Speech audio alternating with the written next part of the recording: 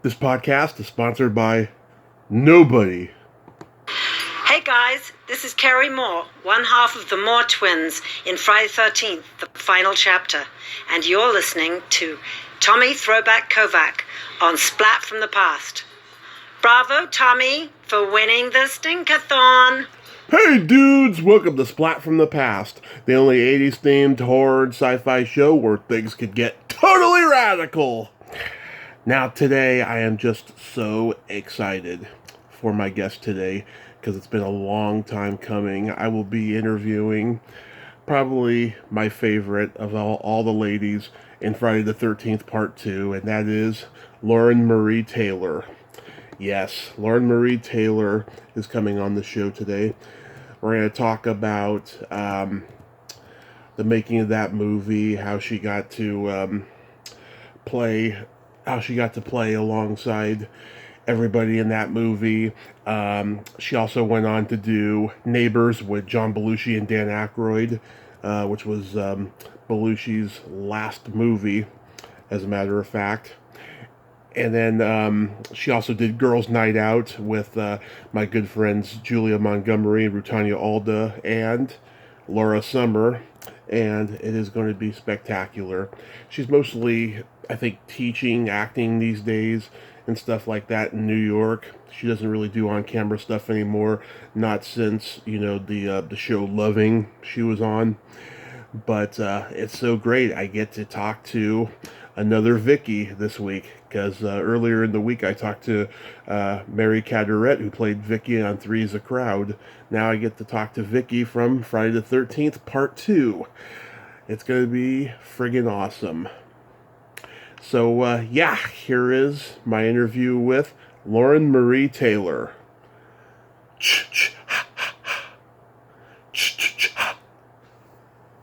Hey Lauren, welcome to the show. How are you today? I'm superb. I hope you don't mind, but I'm making cookies while we speak. Oh, that's okay. I talked to somebody last week who was cooking too, so... Well, it's too bad this is not like those old movies where everything was like fenced around and stuff like that, because then you could smell the cookies. Yeah. Remember those? Remember it was like fenced around? Were you alive then? Probably not. Yeah. Well, I'm on a diet right now, so I don't even want to think about cookies. Yeah, you know what? I gained the COVID-19. I lost 10 of it, and then my husband was away, and I was busy with this puppy, and then all the upkeep of the house, because we, do our own lawn and all that stuff like that, and right. I gained 10 of it, so 10 that I lost, I gained it back. So I give up. Well, this is such a great honor. Thank you for taking the time today. Oh, sure. Like I said, I'm sorry if I'm making a racket with the cookies. I'll try to keep the noise down to a minimum. Okay, that's okay. So, going back in time, did you gravitate toward acting early on in your childhood? You mean being melodramatic, probably. But no, not really. I love movies, and I love television, and anything I could watch that was either funny or scary. I wasn't big into cartoons, except like Pussycats and stuff like that. Scooby-Doo, of course.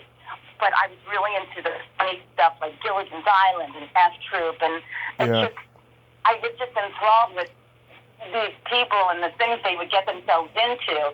So that when I was in high school, when the opportunity came to be in a show, I thought, I can be somebody else for, a few weeks. Why not? You could be like all those people, like Marianne on Gilligan's Island. And I didn't really become interested in acting until probably junior year of high school, when I saw that I was getting a lot of all the different school plays in our area in the city where we lived. Wow. Yeah, you were born and raised in New York? Yes. You can't tell by my accent. Yeah. Yes, I can tell, as a matter of fact. What part of New York? I'm sorry, where are you from, by the way? I'm from San Francisco. Oh, so you're from there. Yeah. That's cool. So you did commercials first. What kind of stuff did you endorse? Yeah, so I did. Oh, hold on. I did. Let me turn off my my text alerts. Yeah, so when I was again, I guess it was junior year of high school. A manager saw me in one of the musicals I was in, and because she had a client who was also in it, Ali Sheedy, the actress Ali Sheedy. Yeah. And she came up to me afterwards, and she said, "Hey, have you ever thought about being in TV commercials?" And I said, "No. Yeah, I was going to go to college and be a vet. I wasn't going to be an actress. Acting was just something I did in high school for fun, to get out of my shell, to be somebody else." And so I said, "Oh, yeah, sure, I'll try it. Why not?" And within a few weeks, I booked a big 3-year deal with Burger King to sing the jingles and also appear in the commercials. And that was kind of a big deal. That paid for college, basically. And that was back when commercials actually paid something. Yeah, I did a lot of commercials. I mean, sometimes I'll just rattle things off, and my husband will say, "I didn't know you did one of those." I go, "Yeah, I did one of those a while back."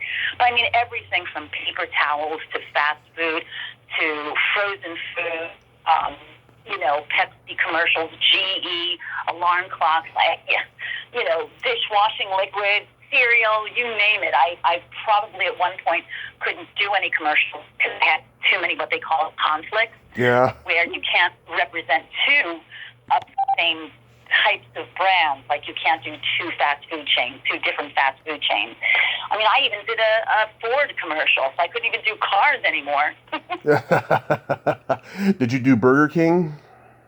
Yeah, mine was Burger King. Yeah, that was, and I did that for years, not just the first 3 years. I did it for a while. Yeah, it was fun. It was great.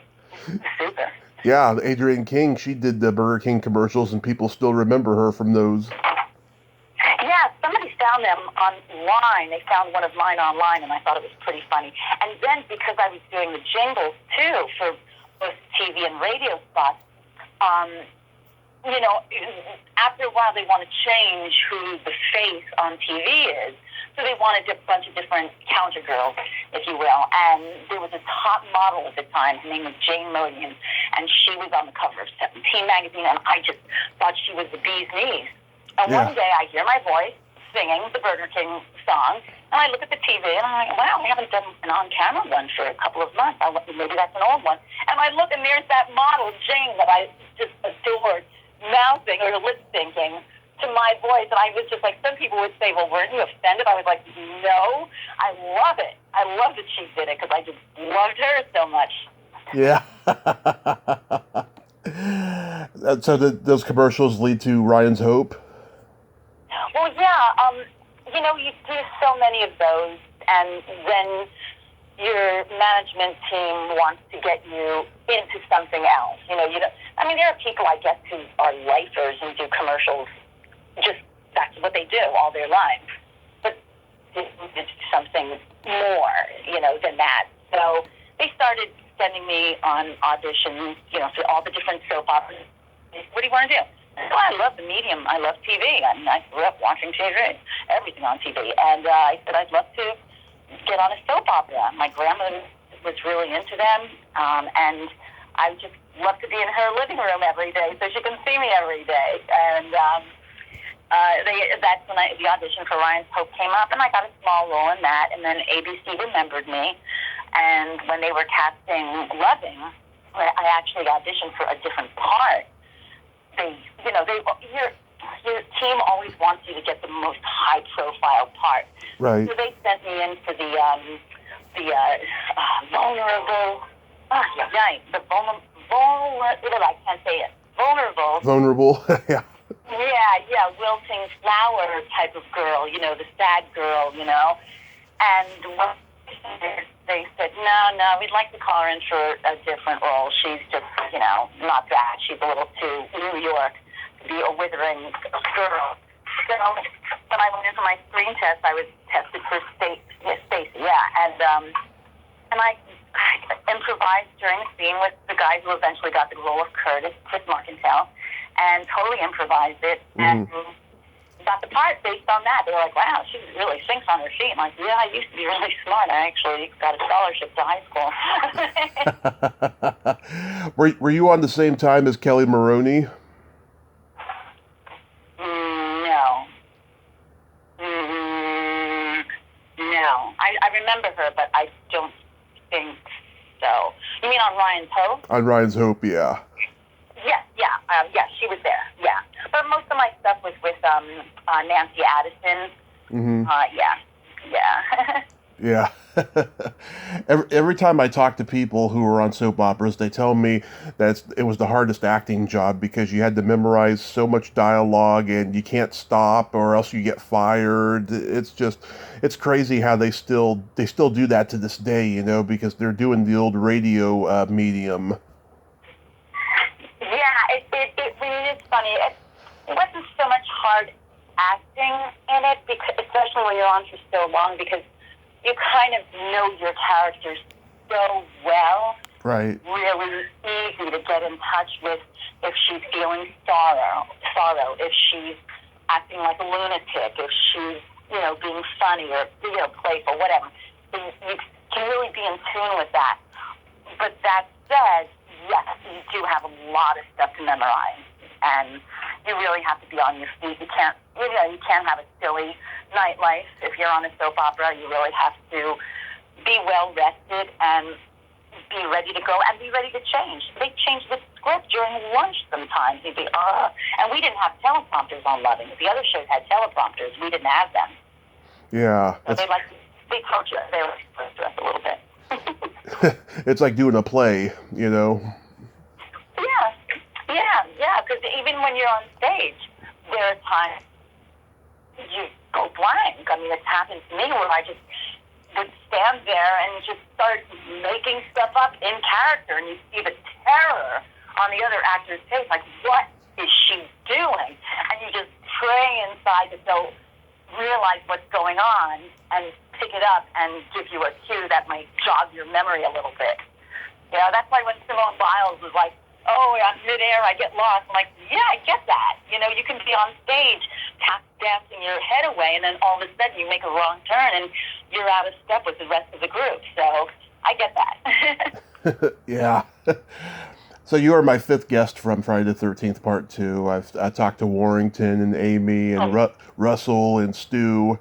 How did this movie come to you? The same way, pretty much, because everything else has, like I said, my management team was looking to transition me into other stuff besides commercials, and the casting director for Friday the 13th Part 2 knew me from commercials.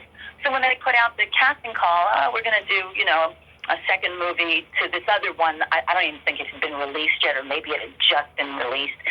And, you know, so they, you know, your agent, your managers, they don't just submit you. They submit, you know, a few people in their, quote, stable of talent.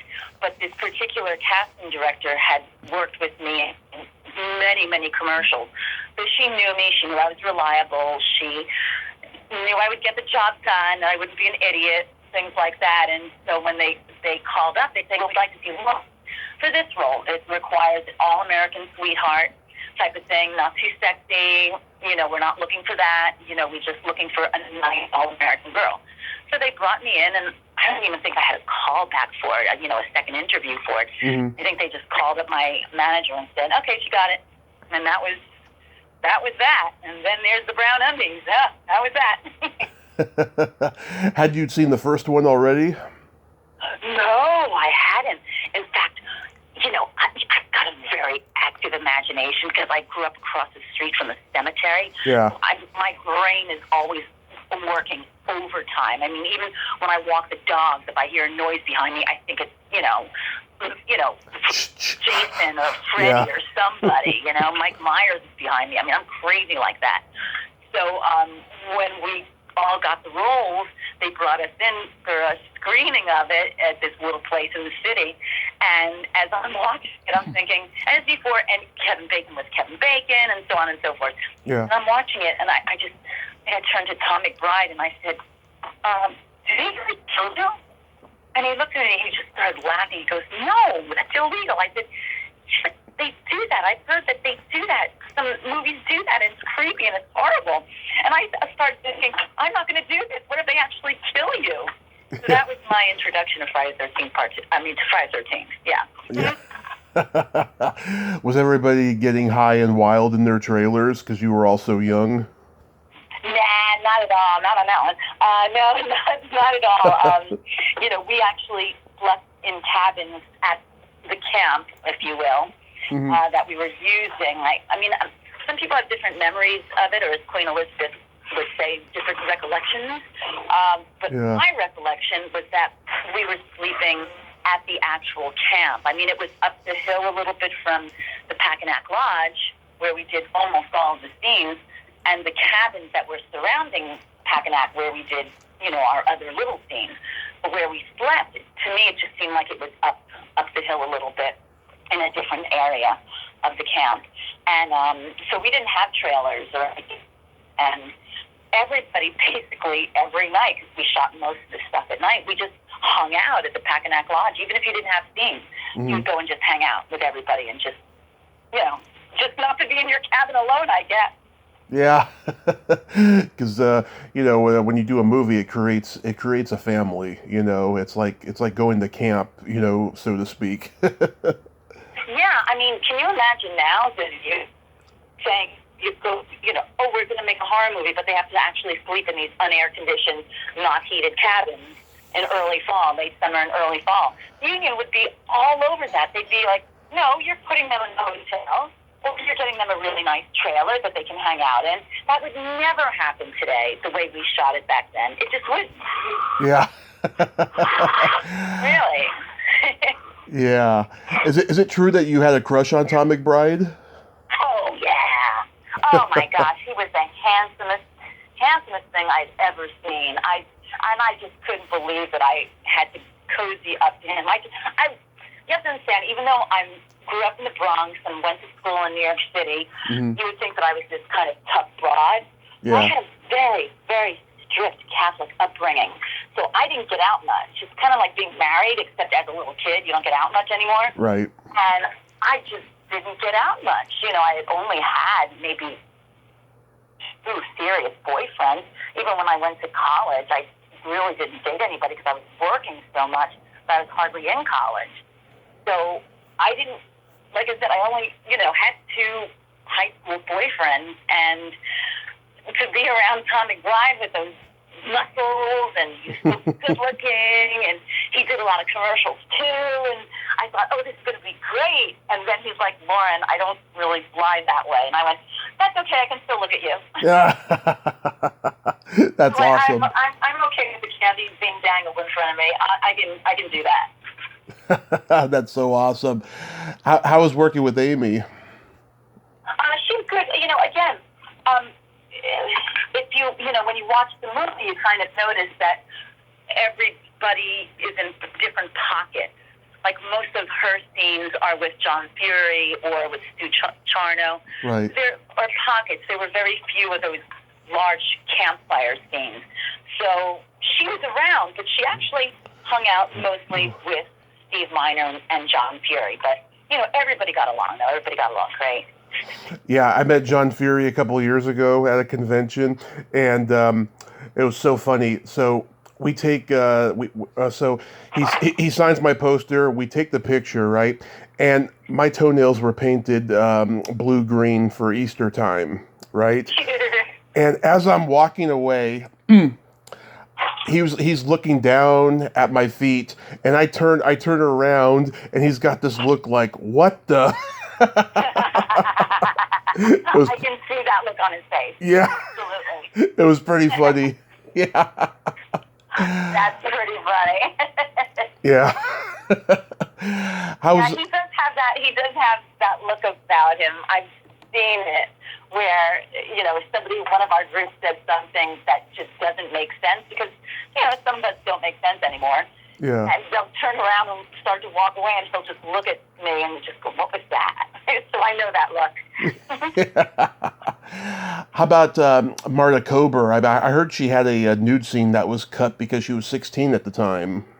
Yeah, Yeah, I mean, I wasn't privy to that. Mm-hmm. Yeah, I mean, Bill talks about it, and I guess they didn't know that her age at the time, which is kind of weird when you think of all the paperwork you have to fill out before you start. So I don't know whether somebody told her, hey, claim you're 18, otherwise you won't get this role. I don't really know the backstory about that, but yeah, they had to fix that one. Yeah, that's great though that they did that. That you don't hear that too often, especially in the movie business. Yeah, you don't. They pretty much do what they want, but they were good about it. They were pretty good. Yeah, I just love how freaky Vicky is. You know, just love. You know, it seems like she especially with that wholesome all American image that she appears to have. Just the things that she says. What does the winner get? What does the winner want? Guess. Yeah, it is kind of funny because she's more innocent than the rest of them. She doesn't really wear anything provocative. I mean, I don't even think she wore shorts. Right. She either wore those ugly gray cargo pants or a pair of jeans.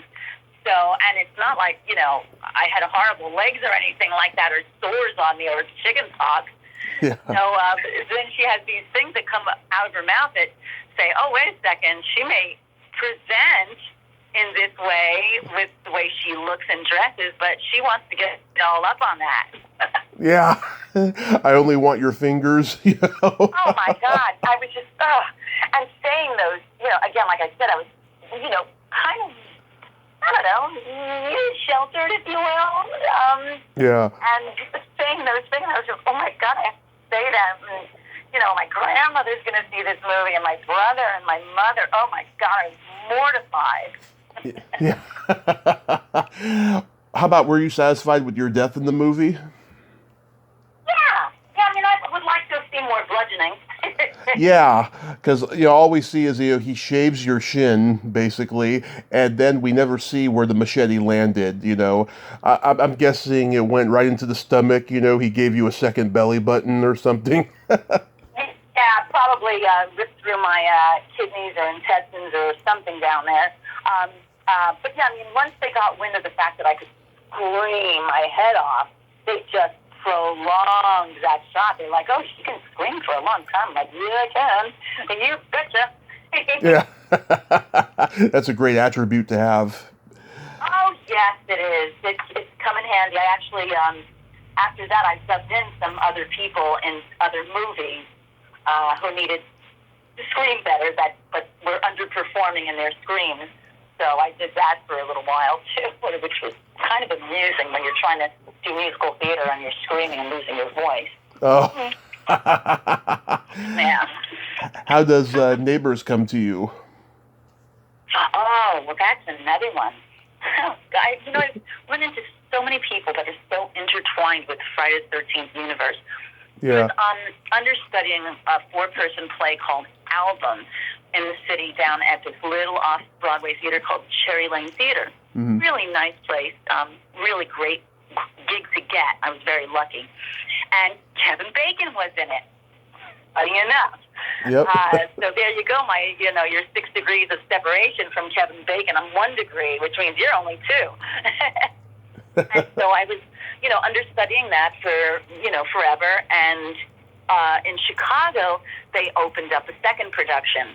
And Jennifer Grey was out there, and all those Chicago people were out there. Well, I guess it was either her 18th or her 21st birthday. And she'd gone out, had such a great time. She smacked her head on the sidewalk.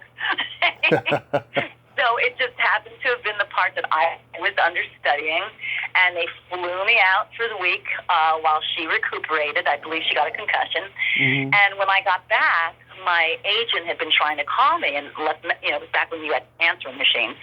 I had a bunch of messages on my answering machine saying, "Lauren, call us as soon as you land. Call us as soon as you land." So I called them. I'm like, "What's up?" They're like, "How soon can you get to this address?" I said, "I live 4 blocks away." They said, "Go there. They're trying to find somebody to play John Belushi's daughter in a movie, and they can't find anybody." And the first words out of my mouth were, "Who's John Belushi?" And they just said, "Go." I never watched Saturday Night Live. Wow. I was in bed, so I literally ran over there. I had my running stuff on, ran over there, ran up to the tent house where John Alvinson was having a meeting, walked in, all breathless, and they said, "Where did you just come from?" I said, "I just got off the plane from Chicago." "What were you doing in Chicago?" So I gave them the whole story, and they're like, "Well, wait a minute, did you go to this club? Did you go to that club?" I was like, "Yeah, I went to that club, but I didn't go to that club." Read with them, went back to my apartment. Agent calls me back and says, "Go back over there. They wanted you to read more with them and hang out with them." And I was like, "Okay." So I went over there, and I read, and I hung out with them, and they offered me the part right there. Wow. So you got that was cool. So you got the role because you weren't a Saturday Night Live fan. Yeah, probably, because I walked in, I said, and I was like, "Oh, hi," and John Alvinson. And actually, when he introduced himself, I said, "Oh, you won the Oscar for Rocky." I said, "One of my favorite movies of all time." And I told him, I said, "My boyfriend in high school on one of our dates took me to see Rocky and tried to kiss me during the fighting scene." I told him, I said, "No, it's the good part." So I think he kind of liked that, too. The director kind of liked that I said that. So that may have given me a little bit of a leg up. I wasn't kissing ass either. I just said it because it was true. Yeah.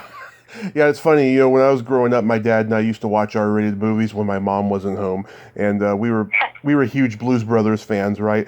And I remember seeing this movie on the shelf at the video store, and my dad's telling me, "Oh, you won't like that movie. It's not like the Blues Brothers or anything like that. It's much more dark. It's much more weird, And then I caught it one night on Cinemax, and I was like, "Yeah, this is 700 degrees of separation, because Belushi's playing the straight guy and Aykroyd's playing the funny guy, but it was interesting to see it."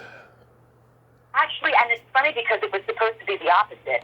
Danny was supposed to play the dad. Right. Belushi was supposed to be the weirdo, and then they said, "Wait a second, let's do something different here." And that's how that came about. But that was a fun set. I always tell people that it was the best time of my life ever. Really, I mean, I heard. Outrageously enjoyed it. Sorry? I was gonna say, yeah, because I had heard that they didn't get along with Avildsen because he didn't have that much experience directing comedy. Oh yeah, there are a couple of fun stories about that. Yeah, I mean, put it this way. There were a couple of days where we got to because it was being challenged, and Yeah. they're no longer with us. Alvinson and obviously John is no longer with us, but they did have a little tiff where Belushi challenged him to put his Academy Award on top of the camera. Yeah, because he was coming off of Rocky and Save the Tiger and The Formula and all these more serious movies, Yeah, and I remember when that little tiff happened, we were all silent. And, there weren't 5,000 people on movie sets like there are now. It was, just really very basic. Everybody had a job. Except people to, run around and do stuff.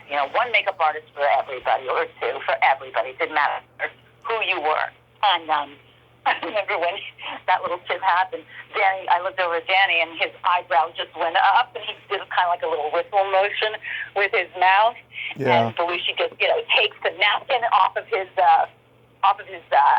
shirt because it was the dinner scene, and he just bangs it on the table and just walks out. And Danny says, "Guess we're wrapped for the day. Let's go to Dunkin' Donuts." Off we went to Dunkin' Donuts. That sounds like something that Belushi would say. Yeah. How was he though with all the women? Because I heard he thought that women weren't funny. Oh, he was great.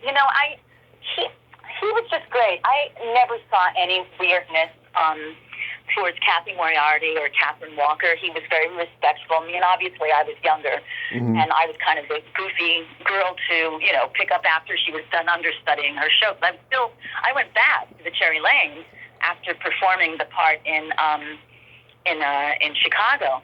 So I went back to understudying at the Cherry Lane, and they would come and pick me up when the show was over, and we'd go out until 4 a.m. And then we'd report back to set the next day and spend the day on set. Nice. I've heard Aykroyd's a sweet guy. Have you had his vodka? Oh yeah. I ran into him. out, I saw a big sign that said, I'm here today, Dan Aykroyd, blah, blah, blah, Crystal Head Vodka. And I went, oh, that's kind of cool. I'll go say hi. I mean, I was just passing through that particular neighborhood, going to a costume shop for a show I was directing.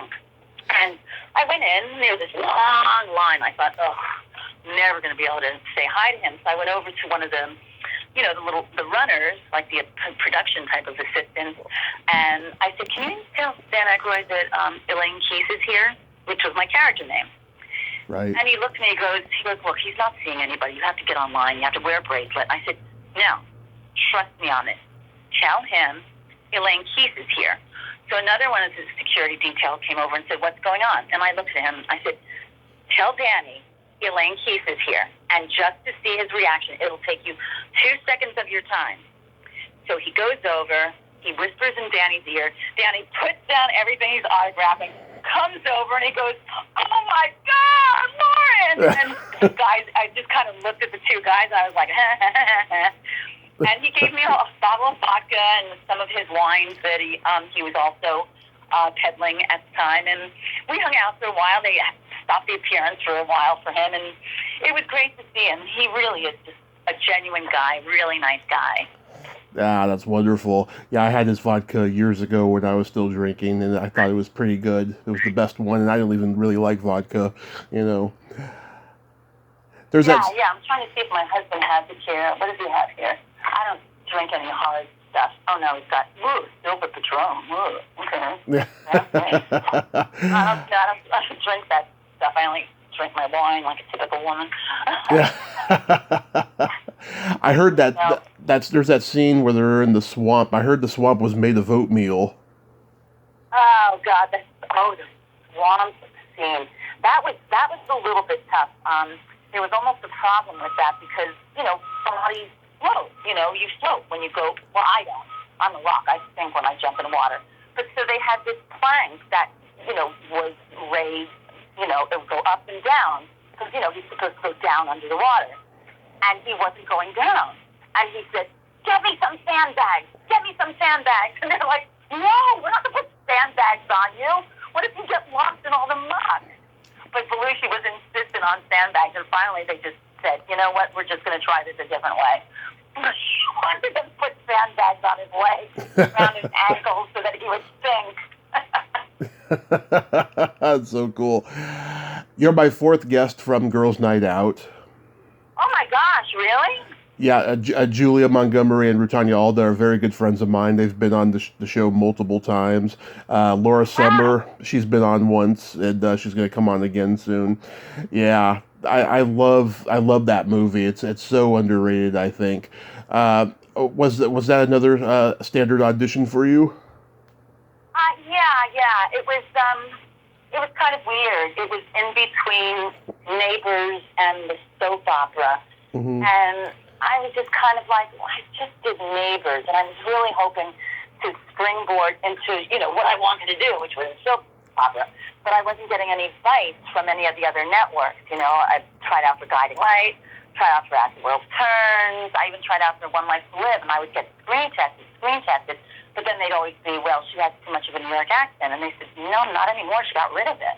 It came back, obviously, after all these years. So I wasn't getting any bites. And, finally my manager said, you know what, just, do this little movie. It's not a big deal. Just do it. It'll keep you busy. Because they were getting frustrated with me because I'm like, So that's how I came about doing Girls' Night Out. It's something to fill in the gap in between, booking, finishing Neighbors, and pursuing, the soap opera. Because, things go in cycles. And it was right around Thanksgiving where not a whole lot of stuff is going on. So they're like, we'll try to get you going again, in the spring or, what have you. And I said, all right. So I did it, and then I wound up meeting my future husband on set. So there you go. Oh, that's so awesome. Yeah, I mean, I think it's, like I said, it's an underrated movie, that last shot of the movie where Rutanya is a man and she's in that suit and she has short hair, and it chills my bones every time I see it. Yeah, I've got to watch it. I have we have a copy of it. Finally, we got a copy of it. And we have not watched it. It's weird. You would think that we would just, on our wedding anniversary, just out of nostalgia. So I think my husband has only seen it once also. Oh, yeah. You should definitely check it out again. I mean, it's going on 40 years almost. I mean, what do you got to lose, Yeah, and it might jog my memory because I wasn't really, I don't know, it's not like I wasn't into it. I had a lot of fun, but it didn't really imprint anything major in my memory. Friday the 13th was my first movie, so that I have, a lot of memories of. Obviously, Neighbors was just a lifetime of fun. And then I, did that, Girls' Night Out, and it was just kind of like, I was still reliving my life from Neighbors, and I was still involved with someone who I worked with in Neighbors.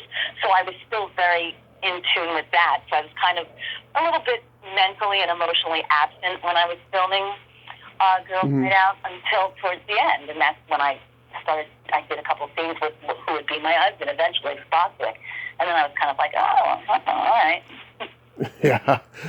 There's a scene where Julia's in bed with her boyfriend and her boyfriend farts. I asked her if that fart was real, and she was like, I don't remember. And I was like, oh my God, I would never forget it if it was real, because she looked like she was about to die from the stink. That's pretty funny. Yeah. Oh my God, I would remember that for sure. Yeah. Yeah, Julia's awesome. I have dinner with her in LA whenever I'm in town and stuff. Oh, sweet. And she's wonderful. I talked to her again on the podcast 2 weeks ago and stuff. Oh. And yeah, we just adore each other immensely. That's sweet. I like to hear that. Yeah, I've been lucky. There's a lot of my guests that I've gotten to become good friends with over the last 4 years that I've been doing it. So. Yeah, and it's fun how that happens. I've gotten chummy with a few people that I've done podcasts with, and also, when you make an effort to stay in touch too, that helps. It sure does. It sure does help. Yeah. You were on a I guess it was a pilot. It was called The Cracker Brothers with Harvey Korman. I was. Yeah, or is that one of those IMDb flubbers where it's probably another Lauren Taylor? I think it is. Yeah, that's not me. Nope, that's not me. That's not my IMDb. I don't know who runs it. Yeah. But I don't run it. I know there's a representation thing on it. That's also not true. Yeah. I do not have a manager. I have an agent. His name is Doug Keston, and he's my commercial agent. But I don't have, so whoever runs that page is missing some things too. I know you'd be surprised at the people that I've interviewed that have so many pages that, haven't been updated. And, the site's been around for like 20 years or something, you would think by now that all the pages would be updated, but I don't know why they're not, Yeah, and you know what? It's funny because I did try to update it. So I went and I did IMDb Pro, right? Right. Access to change information, which I started to do. I was like, okay, this is wrong. I removed this. I put this in. I put that in. Put a bunch of stuff in. Put different pictures in. Right. My pictures, my movie stills that I have that were given to me by the different production companies. They're like, oh yeah, you can have this. You can have this movie card. Blah blah blah. And then I looked. Then I kind of ignored it because that's what I do. And I looked at it at one point, and I just went, what the heck happened? It had gone back. Some of the pictures had been saved. Some of the information had been saved. But the fake representation was back on. So I complained to the IMDb business office. I said, this is completely wrong. And I filed a claim. They accepted the claim. And they didn't do anything about it. So I just thought, you know what? I'm just going to ignore it. Let people think what they think. I don't care. If I was Tom Cruise or, well, I'm not Tom Cruise, but if I was Reese Witherspoon or if I was an upcoming actor that really wanted people to look at my IMDb page, then I'd be concerned about it. But my feeling is, don't hack my Instagram and I'm happy. Did you do voices for Pound Puppies? No. Okay, that's another one. But of course you were on Loving. Yes, yeah. I mean, I have done voiceovers. Now here's the thing.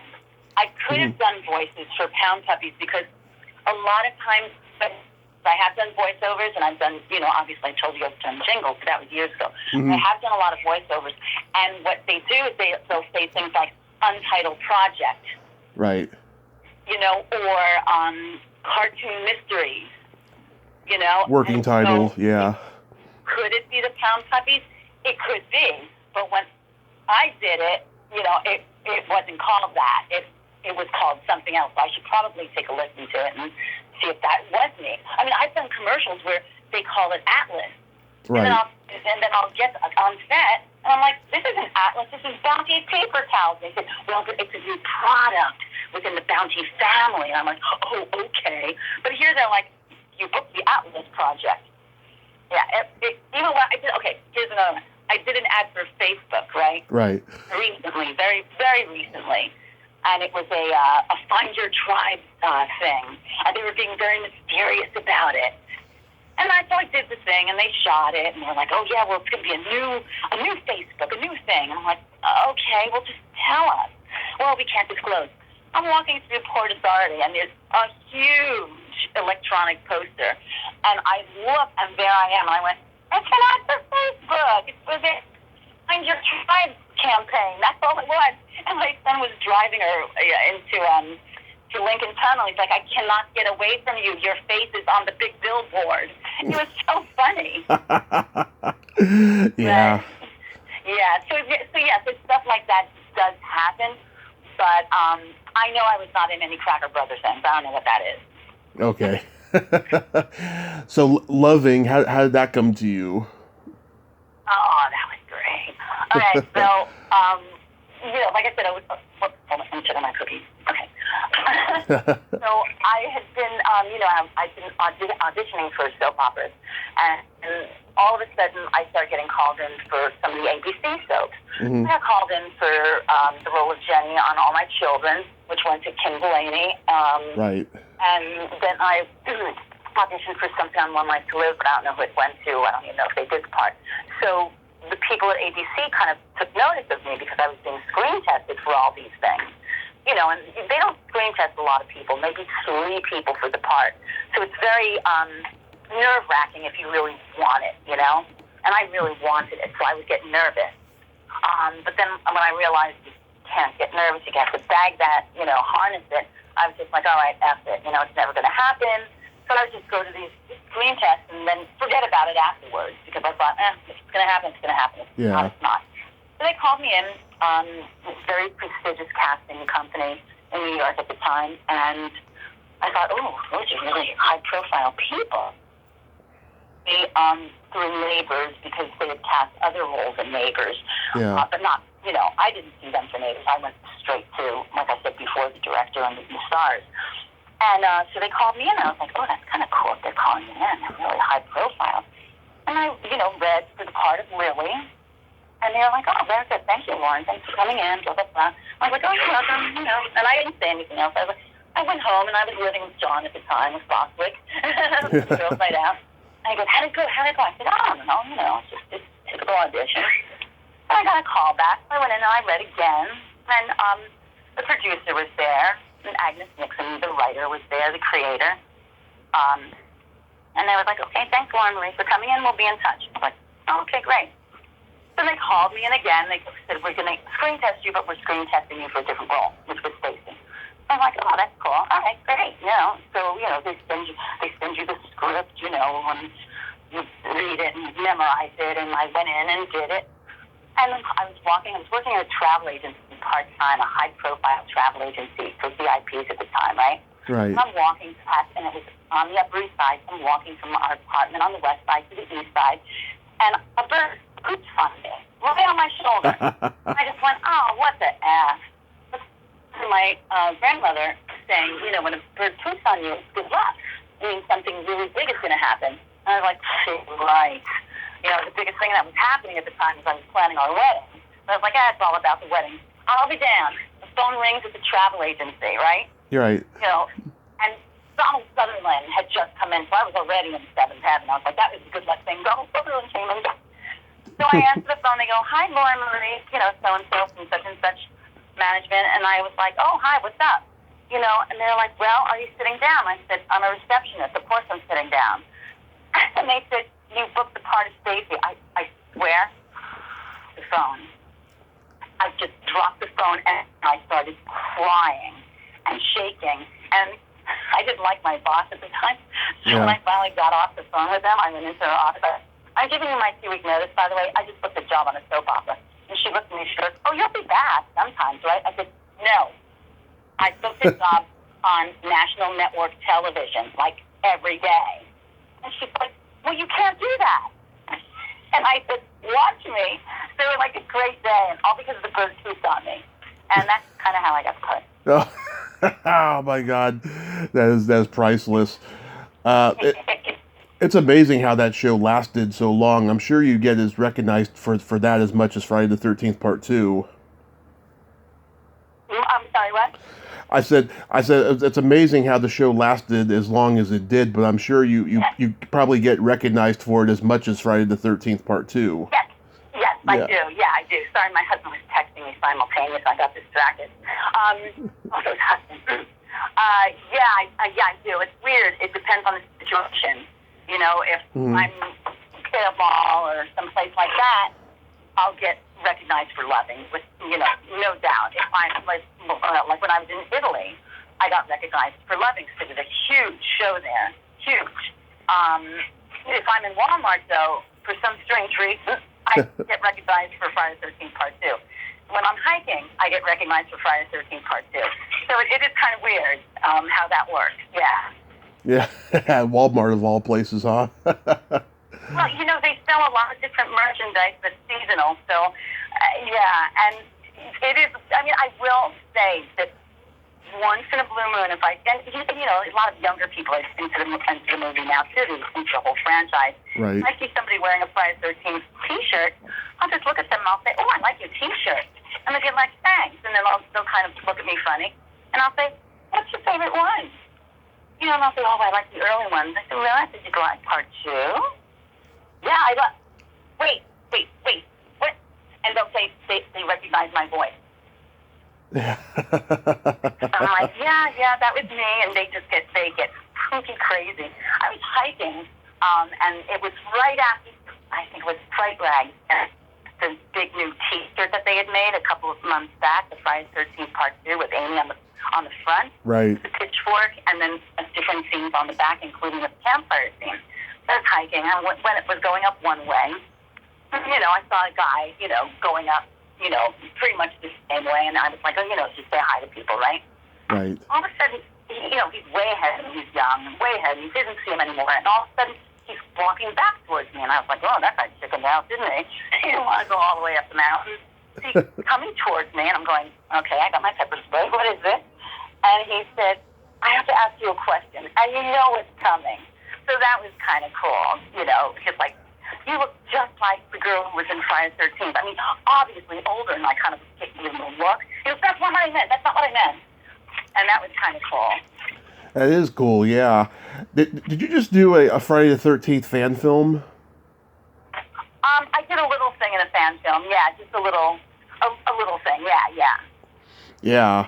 I mean, because you've left on-camera acting for the most part to do teaching and directing plays, right? Mm-hmm. Yeah.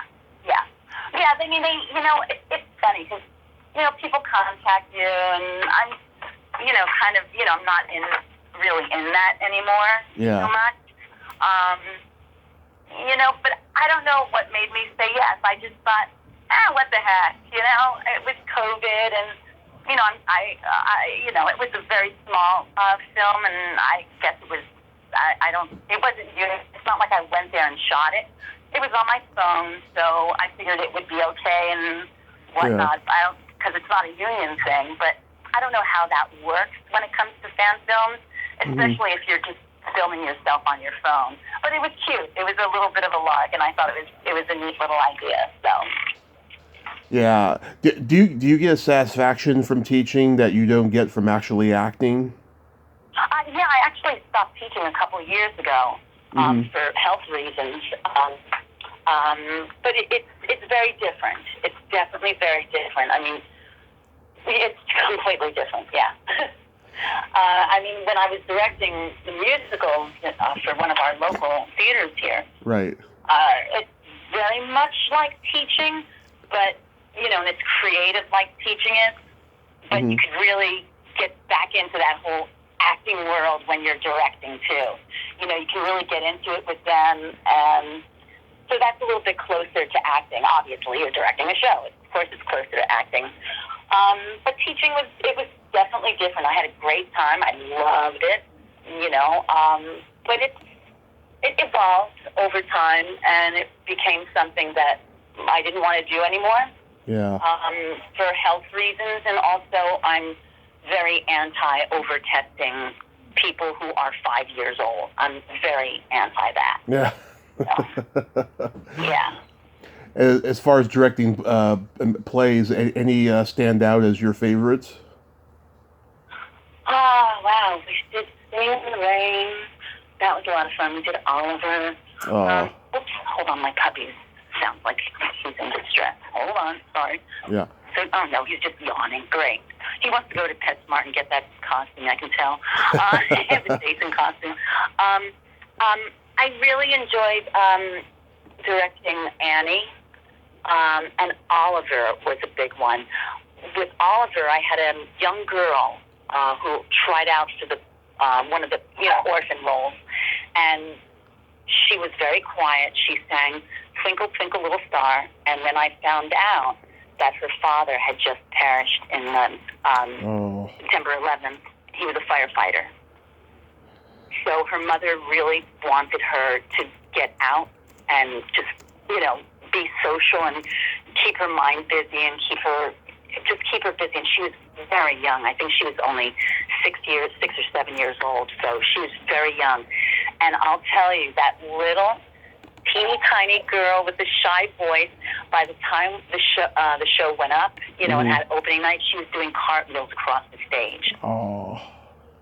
So that's the kind of stuff that and there was a picture of it in the local newspaper too, and it was, they did a little story on her, and it was just so rewarding for me to be able to contribute to her mental health improving, if you will, and seeing a positive, rainbow in front of her instead of just this tragedy that had just happened, Yeah. Yeah. That's a sweet story. So that was cool. Sorry? That's a sweet story. Yeah, it was very sweet. Definitely very sweet. Do you ever do the horror cons?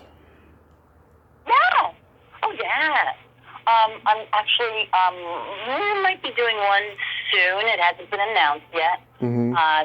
At the end of the month, I'm doing Days of the Dead in Atlanta. Oh yeah, that's right. I forgot about that.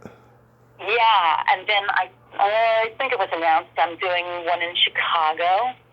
In a little while, not in a little while. I think in late fall, maybe. I'm doing a really fun thing this Friday. I'm going to the theater where the original Blob was. Oh yeah. Which was my introduction to horror.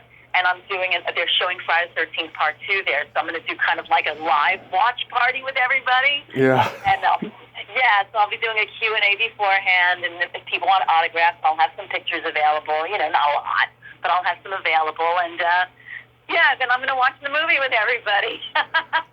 I love The Blob. I mean, who knew when that movie came out? Who knew that Steve McQueen would become such a badass movie star? Yeah, you're right. That was I'll tell you, I didn't eat jelly for years after I saw that, because I was like, that's the Blob in the jar. Yeah, I hope they book you in California. I would love to come meet you. Yeah, that's kind of rare to get unless you're a huge, East Coast. Oh, I didn't put them in there. A huge East Coast star, but because there are so many people who are local to California. They don't really book us. Same with Las Vegas. You know, unless you're Warrington, Gillette, or one of the Jasons, they usually just stick to people who can travel locally, not, you know, have to take an airplane and stay in a hotel, things like that. That's why the closest I'll get to California will be the Chicago show. Oh boy. Well, yeah, I mean, I've never been to Chicago, you know. I wish I could go to that though, but yeah, I mean, if you do get booked in California, I'll definitely try to make it out to meet you, you know. It would be nice, and I asked Stacy, my representative, all the time. Like, you know, a lot of people ask me about Vegas, about California, and she said, yeah, we would love to get out there, but they really do stick. They have enough local talent for their conventions. I'm like, okay, whatever. You know, even people like, Amy, who lives out in that direction, right? She has more of a chance of going to one of the events because it's not a huge flight. You know, they don't have to pay for cars to get you to and from the airport to New York. You know, because we don't. You know, they pay our way. Right. You know, I mean, if I'm going to something locally, you know, I'll just say, okay, here's how much my tolls were, stuff like that. You know, and you'll get a per diem for that. But to go cross country is huge. That's a lot of cars and airlines. It is. Yeah. One last thing I want to ask you, Lauren. What made you go from Schwartz to Taylor? That's funny. No one has ever asked me that. That's really funny. Yeah. So the manager who saw me in Oklahoma, the play Oklahoma, the musical, Sally Sheedy, she said when we had our first meeting in her office, she said, we have to change your last name. And don't forget, this was the 70s. And I said, well, you know, why? I mean, I wasn't fond of the last name either, to tell you the truth. I said, well, why? And she said, well, you're from New York, and people are going to assume that you have a certain ethnic appearance. You know, I said, what? Like, I look like Barbara Streisand or something? And she said, yeah. She goes, you have more of an Irish quality, too, or a British quality. You have the last name of Schwartz, but you don't look like you're Jewish New York. Right. You just don't. And I said, yeah, I can see that, but it is the German Schwartz. She goes, it doesn't matter. I was like, all right, it doesn't matter. So she said, well, let's come up with a last name. So we flipped through a phone book, I pointed, and it landed on Taylor, and that's my name. Now, I will say, the Marie, a lot of people think, oh, that's made up. Marie is my actual middle name. The reason why I used it is because there was already a Lauren Taylor in Screen Actors Guild when I was about to join. So they said, let's just put your middle name in. And I was like, all right, and that's how I became Lauren Marie. So people who know me from the sponsors, funny enough, they call me Lauren Marie. They don't call me Lauren. They actually call me the whole Marie, yeah. Yeah. I guess this puppy wants the cookies. Maybe that's what he's howling about. Hi, puppy. Well, Lauren, I want to thank you so much for finally coming on and making this happen. And like I said, you know, if you ever do a show in California, I will come to see you. And I hope those cookies turn out well. I hope so too. They're for my brother-in-law. And thanks for having me on. I know I was, you know, putzing and whatnot, but I was so podcast shy because, you know, I don't, you know, I hadn't done one before, and then Right. did a couple locally, and I was like, all right, okay, I think I can do this. I think I can do it. My son listens to my, the first one that I did. He goes, Mom, you sound like you're crazy. I said, I know. Sorry. He goes, no, it's cute. I said, oh, okay. I got interviewed on a podcast last summer, and I was like, oh God, I sound like a crazy person. I don't want to do this again. And I get offers, and I don't know, I'm kind of thinking about it. But, you know, I've taken a lot of people's podcast virginity, and they've done just fine, you know. But I'm glad you did a couple to get comfortable with it, and I hope I made everything comfortable for you. Yes, thank you. And you know, thanks for, you know, bringing back memories, too. That's one of the cool things is, you know, you get asked questions that you don't think about too, and it brings back really good memories, and that's fun. So thank you for doing that today. My pleasure, and you have yourself a great day. Thank you. You too, Tommy. Okay, bye-bye. Bye. Well, there you have it. Lauren Marie Taylor. Ain't she a sweetheart? Oh, what a great lady. I'm so glad we finally got to talk. She made it a lot of fun and had great stories. Go check her out at Days of the Dead and wherever that convention was in Chicago. Maybe it's Chicago Flashback Weekend. I don't know. It's something like that. But go check her out. Well, until next time, this is Tommy Throwback Kovac saying there's no shame in living in the past because the present sucks. Later, dudes.